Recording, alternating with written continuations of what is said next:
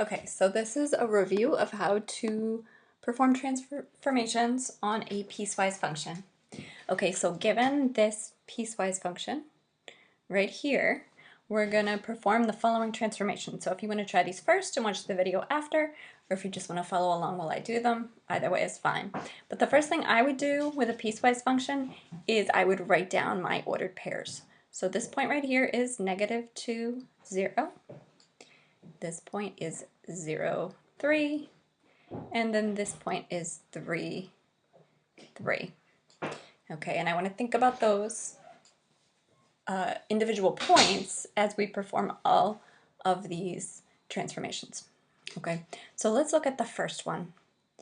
Okay, so we have f of -x.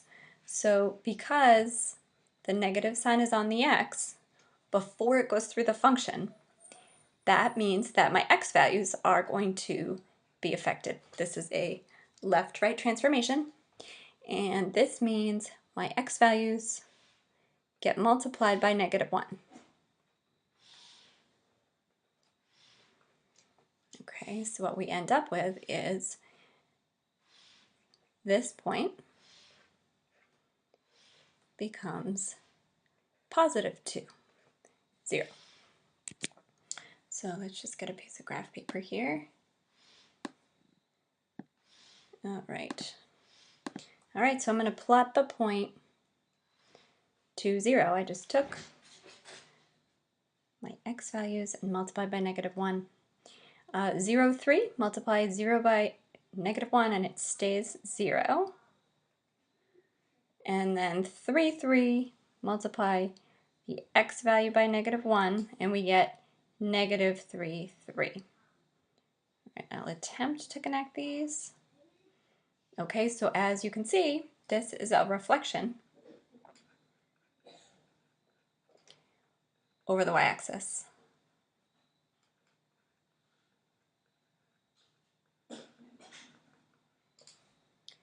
Okay, let's copy that and let's look at the next one. So the next one is -f of x. So notice that the negative sign is out front of the f of x. It's not going through the function. So we know right away that this is a vertical transformation, right? All my y values are changing, and in this case, my y values are being multiplied by -1. Okay, so the 0.20, multiply the y value by -1, well, that one doesn't change. So I'm still at -2, 0. 0, 3, multiply my y value by -1, and I end up at 0, -3. And then 3, 3, multiply my y value by -1, and I'm at 3, -3. So there we are. And if you notice, this graph just sort of reflected over the x-axis this time. This is a reflection across the x-axis.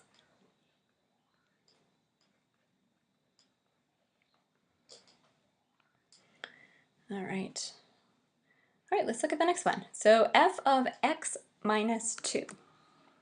So the -2 is going through that parent function, right? We're subtracting 2, and then we would perform the parent function.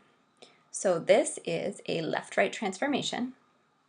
And in fact, this is going to move all the points to the right by 2.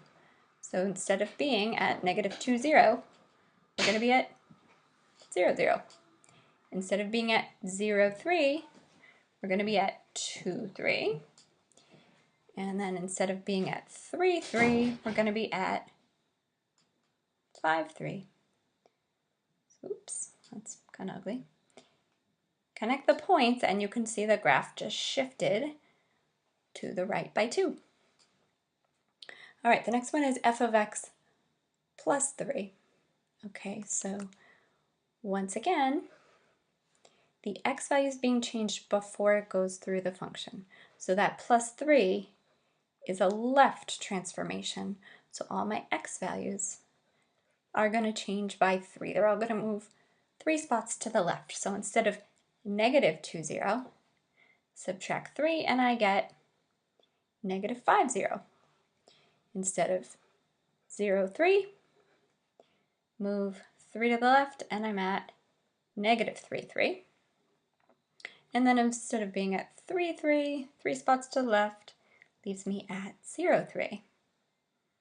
Oh, that's horrible. Yeah, it looks kind of like that. Okay, shifted to the left. Okay, now I'm just going to start off by rewriting this one. I don't really like the decimal. So instead of 0.5, I'm going to make it 1/2 f of x minus 3. And you can see right away our function f of x, nothing's happened to the x value before it goes through the function. So the 1/2 and the 3 are both vertical transformations. Multiply your function by 1/2 means your y values get multiplied by 1/2. Okay, and then this is going to be down 3, and we know that up-down transformations we're going to do last. Okay, so let's see if we can plot this. Okay, so I was at negative 2, 0.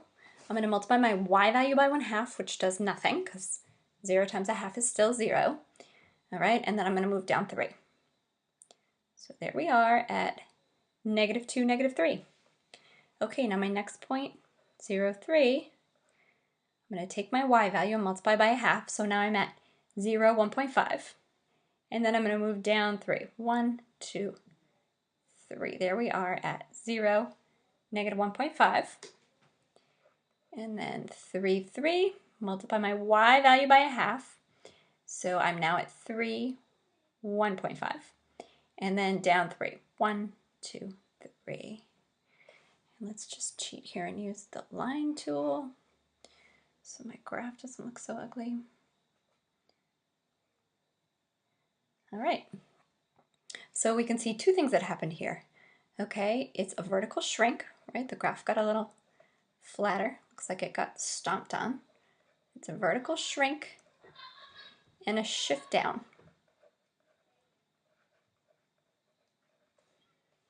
Okay. All right. We're flying along. We have negative 3 times f of x plus 2. Well, this is almost the same as the last problem. My y values times negative 3.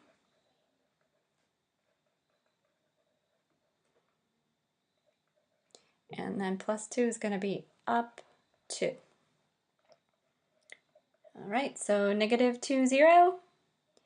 All right, I'm going to multiply my y value by negative 3, which doesn't change it because times 0 is still 0, and then up 2. All right, so there's my first point. Okay, 0, 3.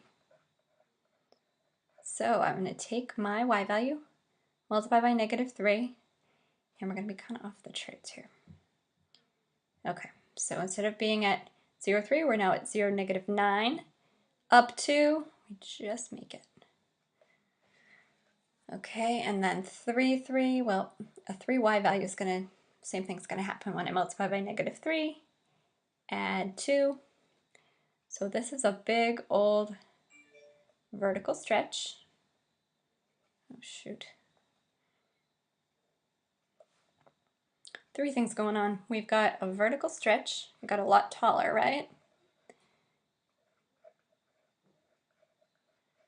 Okay, we've got a reflection over the x-axis.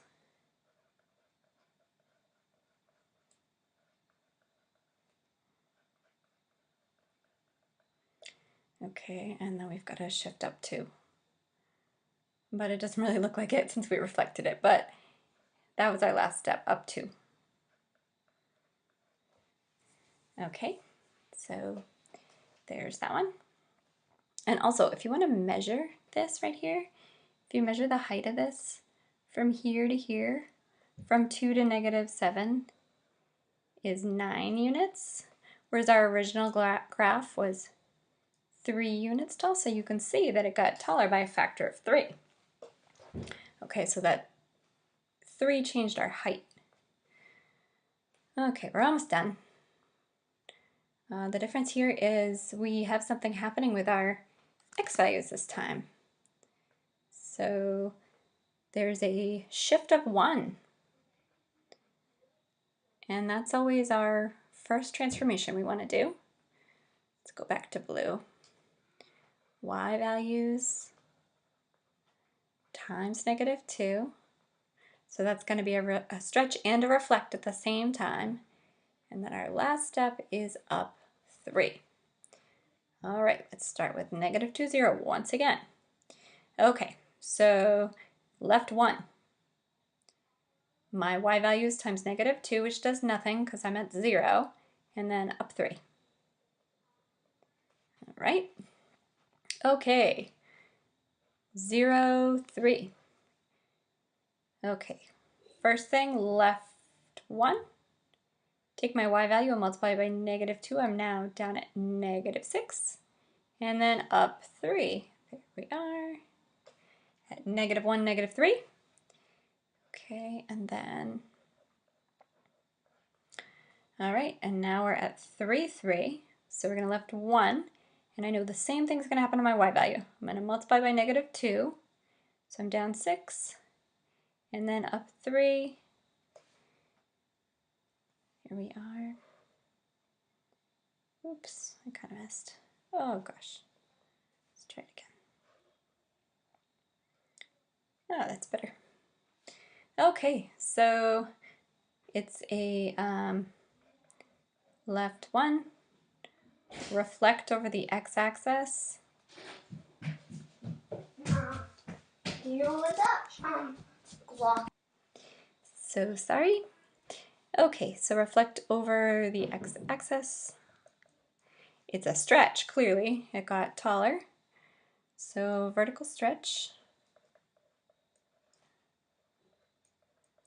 Okay, and then our last step was up 3. All right, last one. So 0.2, f of x minus 1, and then -1. So let's rewrite 0.2 as 1/5.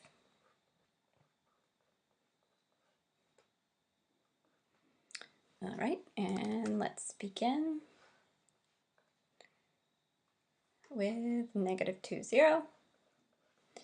All right, -2, 0. We're going to go right 1. Oh, I should have pointed this out. There's my right 1. There's my y values times 1/5.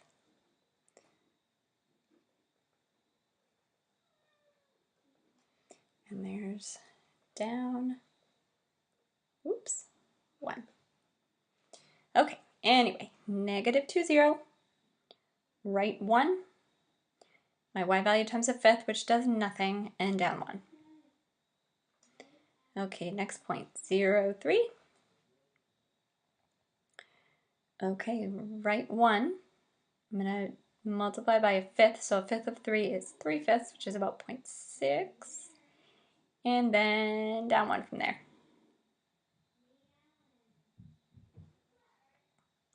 Okay, and then 3, 3. I was at 3, 3, but I moved to the right 1. And the same thing happens to my y value because it's a 3 again.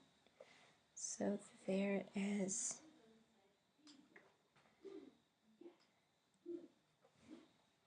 All right. So clearly a vertical shrink.